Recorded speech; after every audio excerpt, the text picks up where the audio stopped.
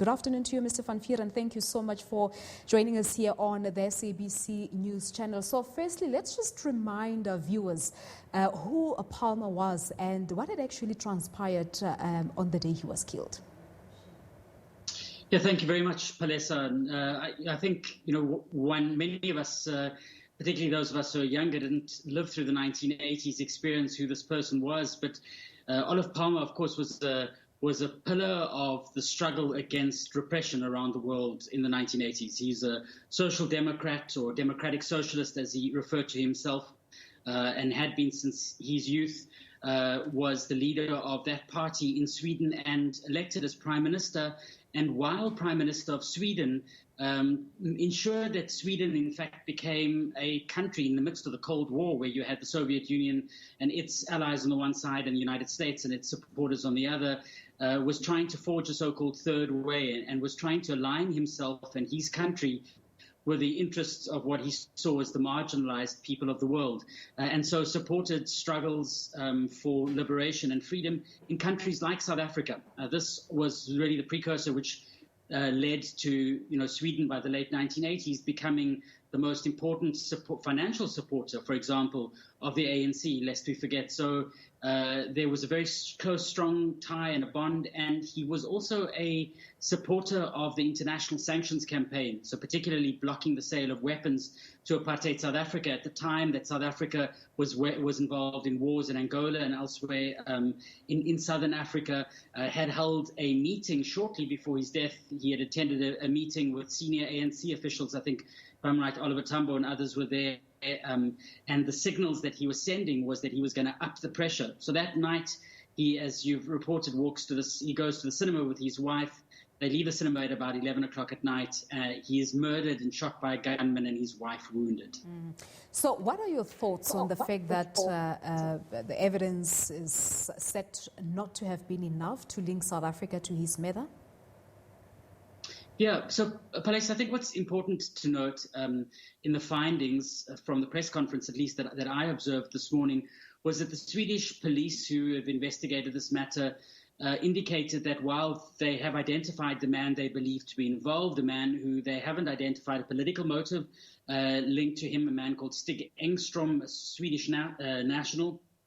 In terms of the potential motives, they identified a couple of potential areas of investigation where there was motive. For example, the role of the PKK, the Kurdish Workers' Party, was one of those identified, and what was broadly termed South Africa. And when the investigators were pressed on this issue, I think they made it clear that they found a very strong motive, but the evidence seemed to be thin. Now, I think there are a couple of questions that need to be asked. The reports over just the last couple of days have suggested that Swedish officials were in South Africa. Earlier this year, they put a request out to South African intelligence services, so to our government, to help provide information. And apparently a file was handed over, possibly at the offices of DIRCO, of our Foreign Affairs Department. What was in that file? What kind of evidence has been collected by the South African state? I think, as South Africans, we have a right also to know and understand what evidence the South African state, may have. Having said that, I do still think that there are not only strong grounds for motive. We don't know who this, exactly who the person is who pulled the trigger, but there are a number of people in South Africa who've been identified in the past, some of those well-known, some less well-known, implicated in this murder. And attempts to try and investigate them has often either been blocked or some people's lives have been threatened in the process. And I would argue that there's good reason for us not to say that this is the final word on the matter.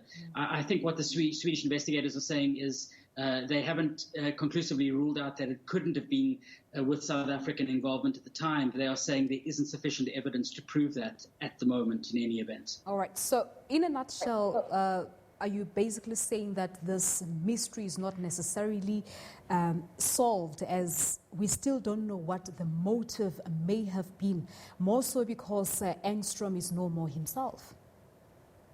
Yeah, indeed. So Engstrom, the man who has been identified today as being the most likely person involved in the assassination, as you say, is dead. He took his own life in the year 2000, so that's 20 years ago, or in the early 2000s. He was at the time investigated. He was seen as a bit of somebody who had a desire for attention, of the media, of the press, and wasn't seen as reliable. This investigation, which started in 2016, clearly couldn't investigate him. And they've said today they couldn't go into his apartment. They couldn't check his clothes to see, might it have been him that was involved. And so they're basing this on the evidence that they have seen. But, I would say, and I'm saying that with caution, not to try and speculate, but I would definitely say that the importance of Olof Palme, again, to this international movement to try and stop war, to try and push an agenda that would stop the production of nuclear weapons by the big powers, that would see the freedom in countries where many people are oppressed. There were very powerful interests that would clearly benefit from the murder of someone like Olof Palme. And I think where there might be fresh evidence, it's worth considering. I don't think we can yet close the door on this matter in totality. So we've seen a lot of South Africans likening this incident to the killing of Chris Hani. Do you think South Africa should sort of start a similar investigation into Hani's killing now? Yeah, I wouldn't go that far, and I'm not. I personally haven't investigated the murder of Chris Hani, but I do think that we know the men that were involved. We know their identities. Now there are some questions around their motives or their political linkages, or may there have been others in the state that were involved. And if there is evidence, I think that should be presented. I would rather draw a slightly different parallel to the life of Dulcie September, who was an activist in exile in France in the late 1980s, and who was murdered and assassinated when she was opening the door to her apartment in Paris in 1988. And Dulcie September, we know, was starting to look into the network of companies that were supplying weapons to the apartheid regime at the time. I'm not suggesting that the killer is the same killer. I'm rather suggesting that it's a murder that took place 30 years, or more than 30 years ago, and until today we don't know who murdered Dulcie September. And these are, are investigators. These are people, influential activists, politicians, and others who touch on very powerful interests. And I think that there's often an appreciation of the extent to which there is an interest amongst those parties to cover up the identities of the murderers, because it wouldn't only identify one man or one woman with a gun, it would identify a network of people ultimately who benefit. And those, I think we know often who they are. All right, Hennie, that's where we leave it for today. Thank you so much for coming through. Many thanks there to my guest, Hennie van Vuuren, a writer and director of Open Secrets, focusing on accountability for economic and human rights violations, joining us via Skype regarding the latest on the former Swedish Prime Minister, Olof Palme.